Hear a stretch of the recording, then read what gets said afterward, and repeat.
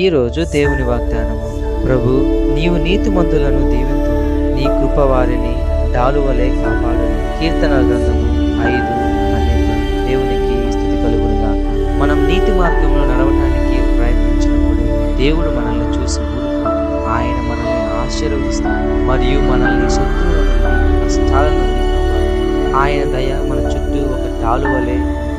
డాలు యుద్ధంలో సైనికుడిని రక్షించినట్లుగా దేవుని దయ మనల్ని ప్రమాదాల నుండి, నిరాశ నుండి కాపాడుతుంది. ఆయన మనకు రక్షణ మాత్రమే కాదు, ఆశీర్వాదం కూడా ఇస్తాడు. ఈరోజు మనం ఏం నేర్చుకోవాలి అంటే, మనం దేవుని పట్ల నిజాయితీగా, నీతిగా ఉండటానికి ప్రయత్నించాలి. మనం ఆయన నీడ కింద ఉన్నామని, ఆయన దయ అనే డాలు మనల్ని అన్ని వైపుల నుండి కాపాడుతుందని దృఢంగా నమ్మాలి. ఈ నమ్మకంతో మనం ధైర్యంగా ముందుకు సాగుతాం. ఈ దిన వాగ్దానం మన జీవితంలో నెరవేరాలని కోరుకుంటూ, మీ సేవలో మీ సహోదరుడు. ఆమేన్.